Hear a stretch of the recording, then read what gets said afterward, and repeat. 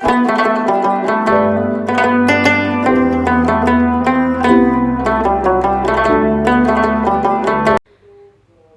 Friends, अस्सलाम वालेकुम। कैसे हैं आप सब लोग? अल्लाह पाक का शुक्र, मैं बिल्कुल ठीक ठाक। आप सबकी दुआओं से आप सब कैसे हैं कमेंट बॉक्स में ज़रूर बताइएगा। तो जी फ्रेंड्स, आप सबको तीसरा अशरा रमज़ान का बहुत बहुत मुबारक हो। अल्लाह पाक का लाख लाख शुक्र है कि खैर खैरियत के साथ जो है हमारे रमज़ान के 2 अशरे गुजर गए और तीसरा अशरा भी हमारा खैर खैरियत से गुजर जाए, आमीन। तो जी यहाँ पे आज सुबह सुबह ही जो है ना मैं अपना ये व्लॉग लेकर आ गई हूँ, मतलब कि सुबह सुबह वाली टाइमिंग वाला व्लॉग लेकर आ गई हूँ। तो नसरीन जो है वो तो आई नहीं थी, क्योंकि नसरीन की जो है ईद थी और वो वहाँ पे गई हुई थी, सेलिब्रेट कर रही थी 3 दिन की छुट्टी लेकर।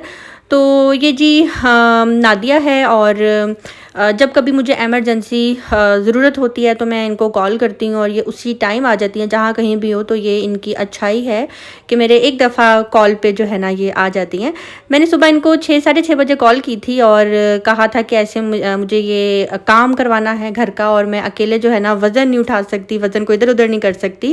तो क्योंकि ज़ईम जो है ना मुझे कभी भी वेट नहीं उठाने देते। इसी तरह मेरे पापा भी शुरू से ही, शादी से पहले भी जब कभी मैं वेट उठाती थी, क्योंकि मैं बहुत ज़्यादा जो है ना फन्ने खां और वो बड़ी वो बनती हूँ कि जी मैं ये भी वज़न उठा सकती हूँ, वो भी वज़न उठा सकती हूँ। तो मेरे पापा शादी से पहले मुझे डांटते थे, और सेम पापा वाले स्टाइल में ज़ईम मुझे डांटते हैं कि वज़न नहीं उठाया करो, वज़न नहीं उठाते, लड़कियाँ वेट इतना नहीं उठाती। तो इसलिए फिर जो है ना वो बात जहन में बैठ गई हुई है कि हाँ, लड़कियों को वज़न नहीं उठाना चाहिए, चाहे वो छोटी बच्चियाँ हों, किसी भी एज में हो। तो औरत ज़ात ज़रा जचती भी नहीं है, दूसरा वैसे भी औरत के लिए अच्छा नहीं होता। तो इसलिए मैंने फिर इसको बुला लिया था और इसके साथ जो है लग कर जो है ना अपने पूरे घर की सेटिंग चेंज कर रही हूँ। घर की सेटिंग क्यों चेंज कर रही हूँ, हाँ, बहुत से लोगों को आइडिया भी होगा कि मैं घर की सेटिंग कब और क्यों चेंज करती हूँ। तो अगर आपको आइडिया हो गया है यहाँ तक पहुँचने के बाद मेरे वॉइस ओवर सुनते हुए, तो फटाफट जो है ना कमेंट बॉक्स में लिख दें कि जी हम यहाँ तक पहुँचे थे और हमने आपकी बात बताए बगैर जो है ना लिख दिया है कि आप अपने घर की सेटिंग क्यों चेंज कर रही हैं। तो जी बहुत मुश्किल हो जाता है, उधर का सामान इधर करना, इधर का सामान उधर करना। और जब कभी मेरे घर में कोई आ रहा होता है ना कुछ लंबे टाइम के लिए, या 10 दिन 15 दिन 20 दिन के लिए, तो फिर मैं ये करती हूँ कि मैं अपने जो ड्राइंग रूम के सोफ़े हैं वो लाउंज में ले आती हूँ, और लाउंज वाले सोफ़े जो है मैं ले आती हूँ ड्राइंग रूम में। क्योंकि मेरे लाउंज वाले सोफ़े जो हैं वो है सोफ़ा कम बेड, वो इस तरह से बेड बन जाते हैं, और मेरी बेडशीट्स भी ना इस सोफ़ा कम बेड के अंदर ही होती हैं। तो साइड टेबल्स जो हैं ड्राइंग रूम की वो मैं वहीं पे रहने देती हूँ, उसके ऊपर लैंप आ जाता है और ये पूरी जो है ना एक बेड की लुक बन जाती है। बल्कि किंग साइज़ बेड से भी बड़ा ये साइज़ यानी कि जो बेड का साइज़ है ना ये वाला होता है, और बड़ा मज़ा आता है खुले डुले होकर सोने का। तो यहाँ पे जी हाँ, पूरे घर की सेटिंग हो गई है। सुबह मैं 8 साढ़े 8 बजे लगी थी और 12 साढ़े 12 बजे जो है मैं फ़्री हुई हूँ। इसके साथ साथ मुझे अपनी अलमारी सेट करनी थी, इसके अलावा मुझे अपने घर की जो फ्रिज है उसको भी नीट करना था। सब काम जो है एक साथ हो गए, और मोबाइल को जो है ना बस मैंने टाइमलाइन पे लगा कर और ट्राइपॉड के ऊपर रख दिया हुआ था कि मैं बार बार जो है ना ऑन ऑफ नहीं कर सकती। क्योंकि अगर हाथ में मोबाइल हो और बार बार व्लॉगिंग के क्लिप एडिट करना बहुत ज़्यादा मुश्किल होता है। इसलिए मैंने फुल टाइम जो है ना भाग भाग के जो है ना आपको काम करके दिखा दिया है। काश रियल लाइफ में भी ऐसा ही होता, हम भाग भाग कर जो है काम करते और सारे काम हमारे मज़े से हो जाते। तो जी ये है जी हाँ फुल लुक जो कि मैंने चेंज की है। आपने मुझे बताना है कि आपको कैसी लगी है। और इस दफ़ा जो है मैं सेंटर में जो है ना एक पर्दा भी लगाऊंगी, तो वो अभी मैं अरेंज कर रही हूँ, ख़रीद के नहीं लाऊंगी, बस इधर उधर से मांग मूंग के ही लगाऊंगी। तो देखते हैं जी कौन मुझे देता है पर्दा और कहाँ से आता है पर्दा, कौन रखता है मेरे पर्दे की हिफाजत। तो जी पर्दा जो है वो इंशाल्लाह मैं आपको नेक्स्ट व्लॉग में दिखाऊंगी, मिलता भी है कि नहीं मिलता। और यहाँ पे जी ये जो लाउंज है वो भी मेरा सेट हो चुका है, और अब मैं जाऊँगी नाइयाँ नाइयाँ करने के लिए, क्योंकि इतना काम करने के बाद नाइयाँ नाइयाँ जो है ना बहुत ज़्यादा ज़रूरी हो जाती हैं। और जी ये जो मैं आपको दिखा रही हूँ ना ये 1 सीटर, ये मेरी बिल्लियों ने जो है ना नोच नोच के ख़राब कर दिया हुआ है। और बस मैं अभी भी कह रही हूँ बस ठीक है, अब हो गया ख़राब तो अब क्या हो सकता है। और मैं अपनी बिल्लियों को मार तो नहीं सकती, मैं सिर्फ डांटती हूँ उनको, हाथ तो बिल्कुल भी नहीं उठा सकती। तो वैसे भी मैंने इसको जो है ना कोशिश करवाना है, तो इंशाल्लाह वो भी जब करवाऊँगी तो आपके साथ ज़रूर शेयर करूँगी। तो यहाँ पे फ्रिज तो एक दिन पहले ही मैंने रात को ही साफ़ कर ली थी, वो भी नीट हो गई हुई है, क्योंकि इसको नीट भी थी। मैंने आपको पिछले व्लॉग में दिखाई थी ना कि मेरी फ्रिज कितनी ज़्यादा गंदी हुई हुई है। और जी मेरे सब्सक्राइबर्स पूछ रहे थे कि आप अपने ससुराल कब जा रही हैं ईद करने के लिए हैदराबाद, और मैंने उनको यही बोला था कि इंशाल्लाह मैं आपको अपने व्लॉग में ही इसका जवाब दूंगी कि मैं जा रही हूँ कि नहीं जा रही, मुझे जाना है कि नहीं जाना। प्लान तो हमारा काफ़ी टाइम से बन रहा था जाने का, और लास्ट मंथ भी हमने जाना था, लेकिन मेरे हस्बैंड के जो है हॉस्पिटल में कुछ प्रॉब्लम्स चल रही थी, काम बहुत ज़्यादा था, बर्डन था, जिसकी वजह से हम नहीं जा सके। और इस मंथ हमारा ईद पे भी प्लान यही था कि हम लास्ट डे में जो है जाएंगे, लेकिन हम नहीं जा सके और एमरजेंसी जो है अम्मी अब्बू को हमारे पास आना पड़ा। क्यों आना पड़ा वो मैं आपको आगे जाकर बताती हूँ। तो जी फ्रेंड फाइनली जो है सेटिंग मेरे घर की चेंज हो गई है, जो कि मैंने आज बहुत हिम्मत करके जो है की है चेंज। तो बाकी हाँ, इंशाल्लाह खैर से कल जो है अम्मी अब्बू आ जाएंगे हमारे पास। तो अभी टाइम जो है 11:15 हो गए हैं, तो जल्दी से काम से फारिग होने के बाद फटाफट मैंने शावर लिया है, और अभी जल्दी से जो है ना मैं बस नमाज़ पढ़ूँगी जैसे ही नमाज अजान होती है, और उसके बाद मैं नींद करूँगी। रोज़ा बहुत ज़ोर का लग रहा है, बहुत काम करने के बाद होंठ खुश्क हो रहे हैं, ज़ुबान खुश्क हो रही है, बिल्कुल भी इस टाइम हिम्मत नहीं हो रही ज़्यादा मज़ीद और बोलने की। तो बस जी अब इसके बाद मैं रेस्ट करूँगी, और अब मिलते हैं इफ्तारी वाले सीन में। अल्लाह हाफिज़।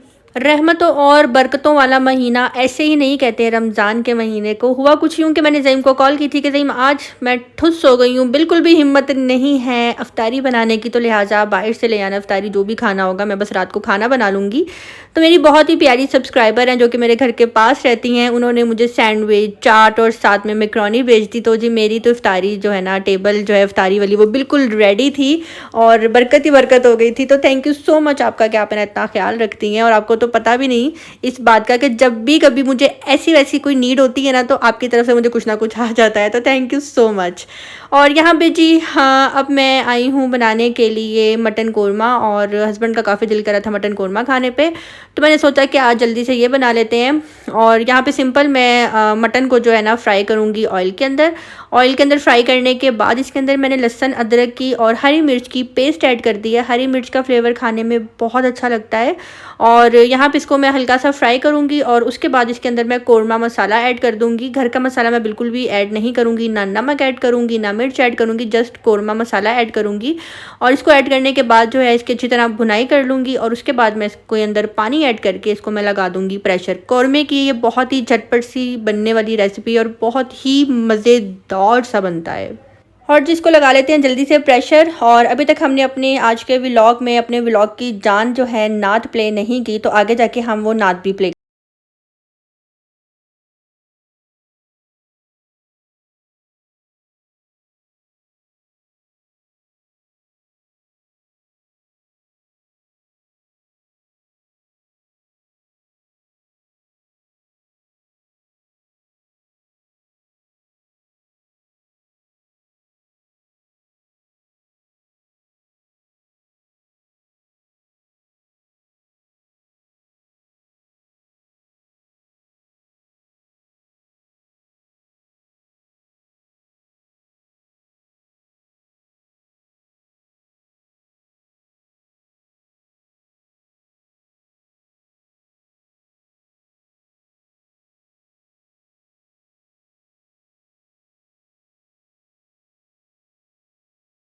तो कुछ यूँ कि ज़ईम ने जो है अपने हॉस्पिटल से ऑफ़ भी ले लिया था 4 डेज़ ईद से पहले और 4 डेज़ ईद के बाद। काफ़ी लंबी चौड़ी छुट्टियाँ जो है हमने ली थी, लेकिन हुआ कुछ यूँ कि अचानक से अब्बू की थोड़ी सी तबीयत ख़राब हो गई, जिसकी वजह से ज़ईम ने कहा कि अब्बू बस आपको ना ही कराची जाना है, ना ही आगा खान जाना है, ना ही कहीं और जाना है, आपको सीधा सीधा जो है लाहौर आना है, और मैं अपने हॉस्पिटल से ही जो है आपके सारे चेकअप वगैरह करवाऊँगा।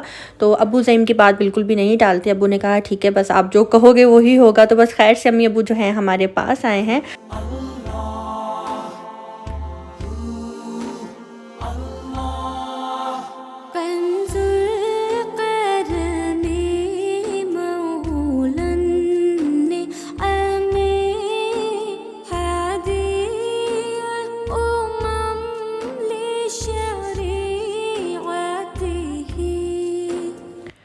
और जी यहाँ पे गोश्त की अच्छी तरह जो है भुनाई हो गई। आप देख सकते हैं जितनी ज़्यादा आपकी भुनाई हो, आपकी नहीं, आपके गोश्त की, अब आपके गोश्त की नहीं, जो आप पका रहे हैं मटन चिकन, उसकी जितनी ज़्यादा भुनाई होगी ना उतना ही ज़्यादा मज़ा आता है। देखिए ये अल्फाज होते हैं, आप जब बयान कर रहे होते हैं अपने तरीके से आप बोल रहे होते हैं नॉर्मल वे में, लेकिन अगर कोई दूसरा बंदा किसी और तरफ ले जाए तो बात वहीं पे बिगड़ जाती है। तो मैं तो नॉर्मल बोल रही हूँ। और आपको पता है वॉइस ओवर करना बहुत ज़्यादा मुश्किल होता है, बहुत ज़्यादा मुश्किल होता है, आप सोच नहीं सकते, बहुत ज़्यादा नाप तोल कर जो है ना बोलना पड़ता है। तो खैर हाँ, यहाँ पे जी गोश्त की भुनाई भी अच्छी तरह हो गई है, तो अब मैं इसके अंदर पानी ऐड करूँगी और इसकी रावी बगा दूँगी मतलब कि जितना मुझे इसको रखना है, इसकी जितनी मुझे थिकनेस रखनी है, जितना पतला रखना है उतना रखूँगी। और बस सिंपल सी मेरी रेसिपी थी कोरमे की। इसके अंदर मैंने दही ऐड की थी बुनाई करते हुए और फ्राई प्याज ऐड किया था, उसकी बुनाई करके फिर मैंने इसके अंदर पानी ऐड कर दिया है और अच्छी तरह इसको जैसे बॉयल आ जाएगा इसका चूल्हा बंद कर दूँगी और 1 से 2 ड्रॉप जो है कोरमा एसेंस के ऐड करूँगी और चुटकी जो है गरम मसाले के ऐड करूँगी। तो यहाँ पे जी मेरा मज़ेदार सा कोरमा जो है बन के रेडी हो जाएगा। आज का मेरा व्लॉग होता है यहीं पे दी एंड। आज का व्लॉग आप सबको कैसा लगा नन्ना मुन्ना सा कमेंट बॉक्स में ज़रूर बताइएगा। जिसने अभी तक मेरे चैनल को सब्सक्राइब नहीं किया तो मेरे चैनल को जाते जाते सब्सक्राइब कर लो। मिलते हैं बहुत जल्द नेक्स्ट व्लॉग के साथ, अल्लाह पाक ने चाहा तो। अपने दुआ में रखिएगा याद। अल्लाह हाफिज़।